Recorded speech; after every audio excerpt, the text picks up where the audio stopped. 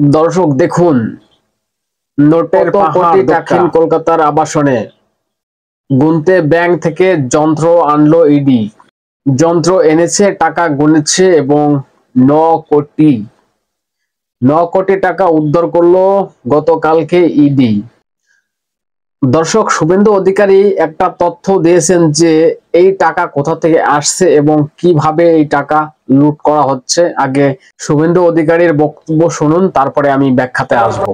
কত কোটি পরে দেখতে পাবো, 3 কোটি না, আমার কাছ থেকে শুনবেন 9 কোটি হয়ে গেছে। গণনা শেষ হয়নি, কম্পিটিশন চলছে অপাপার থেকে হারাবে কিনা। এই ডিয়ার লটারি, মার্টিন লটারি গোটা পশ্চিমবঙ্গের যুব সমাজকে শেষ করেছে। আমি 3 বছর ধরে সবাইকে বুঝিয়েছি যে সোল্ড টিকিটে লটারি লাগে না, আনসোল্ড টিকিটে লটারি লাগে।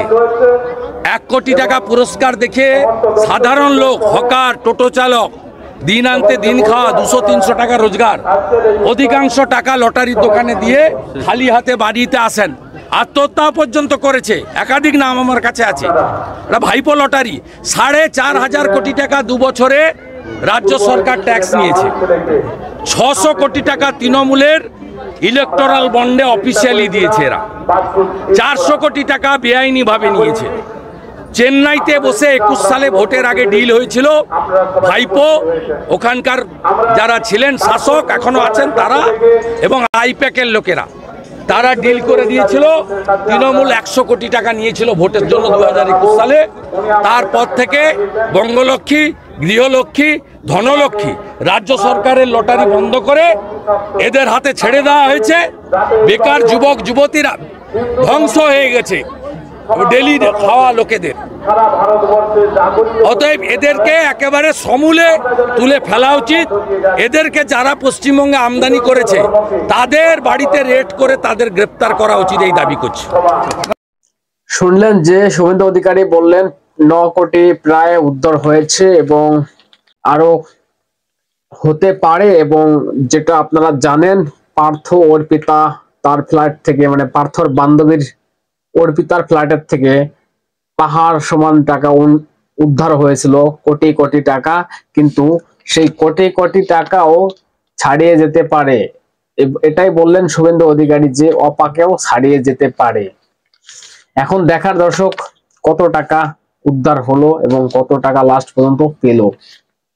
দর্শক, এখন আমি যেটা বলবো, শুভেন্দু অধিকারী যেটা বললেন, এখানে মারাত্মক দুটো তথ্য দিলেন যে এটা চেন্নাইতে বসে 2021 সালে ভোটের আগে একটা ডিল হয়েছিল ভাইপোর সঙ্গে, সেটা তো আপনারা শুনলেন। এবং কাটমানি কত টাকা তৃণমূল নেয় এবং ইলেকটোরাল বন্ডে এবং সেই হিসাবে নেয় এবং ট্যাক্স হিসাবে কত টাকা নিয়েছেন সেটাও বললেন। এবং এখানে দুটো বিষয় আছে দর্শক।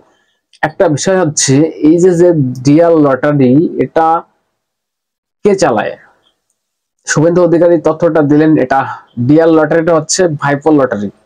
ভাইপো এই ডিলটা করেছেন চেন্নাইয়ের এক সংস্থার সঙ্গে, যেখানে টাকা দুর্নীতি করা যায়। আপনারা জানেন যে টাকা যারা টিকিট কাটে তারা হচ্ছে সাধারণ পরিবারের বা খেটে খাওয়া মানুষ, রিক্সা চালক, ভ্যান চালক বা যাই বলুন না কেন, আপনারা সবাই একটা আশা নিয়ে টিকিট কাটে যে 6 টাকার টিকিট বা 100 টাকা দিয়ে, 50 টাকা দিয়ে সারাদিনের কাজ করে এসে ওই বাজার থেকে একটা টিকিট নিয়ে যায়, যদি তাদের কপাল খুলে যায়। মানুষ এটা আশা করেই কিন্তু টিকিটটা নিয়ে যায়, কিন্তু সেখানে সেই সোল্ড টিকিটে টাকা পাচ্ছে না। লটারিটা মানে কোটি কোটি টাকা সোল্ড টিকিটে আসছে না, আসছে কোন টিকিটে? আনসোল্ড টিকিটে। যে টিকিট গুলো বিক্রি হচ্ছে না সেই টিকিট গুলোতে এই কোটি কোটি টাকা বাঁধছে। এখন দর্শক, এটা আপনারা বলবেন যে সাধারণ মানুষের কেন বাঁধে না? কেন এই নেতা মন্ত্রীদের ভাগ্যেই কি ওই কোটি কোটি টাকা থাকে ডিয়ার লটারির? আপনারা তো জানেন যে অনুব্রত মণ্ডল এবং তার কন্যা সুকন্যা মণ্ডল, তাদের নামে এই লটারির টাকা বাঁধে, কিন্তু সাধারণ কোনো মানুষের এই টাকাগুলো পাচ্ছে না। কেন পাচ্ছে না? এবং আরো নাম আপনারা শুনেছেন যে কলকাতার যারা নেতা মন্ত্রী আছেন তাদের, এর আগে শুনেছেন আপনারা যে তাদের নামে টাকা বাঁধছে। কেন সাধারণ মানুষের নামে টাকাটা বাঁধে না? এটাই হচ্ছে প্রশ্ন, তাই না? শুভেন্দু অধিকারী যে তথ্যটা দিলেন এটা ভয়ঙ্কর তথ্য, যে যেভাবে লুট চলছে, এবং দুই ভাবে লুট চলছে এখানে দেখুন। একটা হচ্ছে সাধারণ মানুষের খেটে খাওয়া পয়সা এবং দুর্নীতি করে নিচ্ছে, সেই টাকাটা তারা আশা করে টিকিট কাটে, কিন্তু তারা পায় না, পেয়ে যাচ্ছে অন্য কেউ, বা এটা যে সংস্থাকে দিয়েছেন সে লাভ করছেন এবং কাটমানি হিসেবে তৃণমূল নিচ্ছেন। এটা একটা গেল। আর দ্বিতীয়ত আরেকটা হচ্ছে, দেখুন, তৃণমূল পার্টির বা এই নেতা মন্ত্রীদের যারা দুর্নীতির টাকা, যাদের এই দুর্নীতি করে টাকা ঘর ভরে রেখেছে, যারা মানুষের পয়সা লুট করে যারা রেখেছেন, কিন্তু সেই টাকাগুলো তো হিসাব দেওয়া লাগবে না, ব্যাংকে তো হিসাব দেওয়া লাগবে, কিন্তু হিসাবটা কি করে দেবে তারা? কালো টাকার হিসাব কি করে দেবে? কালো টাকা সাদা করার একটাই লাইন, এবং সেটা হচ্ছে ডিয়ার লটারি, ভাইপোর লটারি, এবং যে টিকিটগুলোতে মানে সোল্ড হচ্ছে না, যে টিকিটগুলো, সেই টিকিটগুলোতে তাদের নামে করে দাও, যে এর নামে আমার এই নেতার নামে বা অমুকের নামে এত কোটি টাকা বেড়েছে। মানে কালো টাকা সাদা করার একটা লাইন। এখন শুভেন্দু অধিকারী বললেন যে এর একমাত্র উপায় যে একে, এই সরকারকে উৎখাত করে দাও, সমূলে উৎখাত করে দাও, তা না হলে মানুষের এইভাবে লুট হতে হবে, বা মানুষের পকেটের টাকা এইভাবে লুট করে নিচ্ছে, এরা আরো নেবে। আপনারা তো জানেন যে রেশন দুর্নীতি, কয়লা দুর্নীতি, শিক্ষায় দুর্নীতি, দুর্নীতি ছাড়া কি আছে এই সরকারটা? আপনারা তো জানেন। দেখুন, আমি একটা ভিজুয়াল দেখাচ্ছি, যে মানে পার্থর বান্ধবী অর্পিতার ফ্ল্যাট থেকে কত টাকা উদ্ধার হয়েছিল তার একটা ভিজুয়াল আমি দেখাচ্ছি, দেখুন। কিন্তু এখন এটাই প্রশ্ন যে এই দক্ষিণ কলকাতার আবাসন থেকে কত কোটি উদ্ধার হয়? শুভেন্দু অধিকারী যে হিসাবটা দিলেন, যে চেন্নাইয়ের এই সংস্থার থেকে তারা ইলেকট্রাল বন্ড হিসেবে টাকা নেয় এবং ট্যাক্স হিসেবে টাকা নেয় এবং নানান ভাবে দুর্নীতি টাকা নেয়, বা জোর জবরদস্তি করেও টাকা নিচ্ছে এরা। তাহলে ভাবুন, সাধারণ মানুষ যারা খেটে খাওয়া মানুষ, তারা স্বপ্ন দেখে যে আমি একটা টিকিট কেটেছি, এই টিকিটটা যদি 1 কোটি টাকা বাঁধে আমি এটা করব, ওটা করব, অনেক রকমের আশা মানুষের থাকে, কিন্তু সেই সোল টিকিটের বা যে টিকিট বিক্রি হয়েছে সেই টিকিটে টাকা পাচ্ছে না, টাকা পাচ্ছে যে টিকিট গুলো বিক্রি হয়নি সেই টিকিট গুলো। আর সেই টিকিট গুলো কারা পাচ্ছে? তৃণমূলের নেতা মন্ত্রীরা। তাহলে ভাবুন, এদেরই কপাল, তাই না দর্শক? এদেরই কপাল, তৃণমূলের নেতা মন্ত্রীদেরই হচ্ছে কপাল।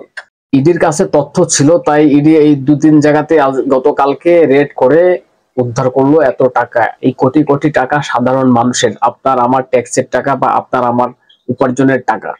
সেই টাকাগুলো দুর্নীতি করে এরা এইভাবে নিচ্ছে, এবং লক্ষ্মীর ভান্ডার নামে যে টাকাটা দিচ্ছে সেটা কোথা থেকে দিচ্ছে? এই দুর্নীতি, চুরি, এইগুলো করেই তো দিচ্ছে। আপনার টাকা আপনাকেই দিচ্ছে, কিন্তু নাম চালাচ্ছে সরকারের।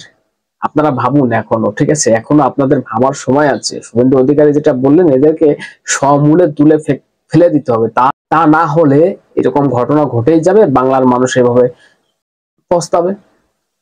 দর্শক, এখন এটাই দেখার যে অপাকে ছাড়িয়ে যায় কিনা, এই টাকার পাহাড় কত দূর পর্যন্ত যায়, সেটাই এখন দেখার। কি বলবেন দর্শক এই বিষয় নিয়ে? আপনাদের ধারণা কি, মন্তব্য কি, জানাবেন কমেন্টস বক্সে, এবং নজর রাখবেন ডিজিটাল টিভিতে।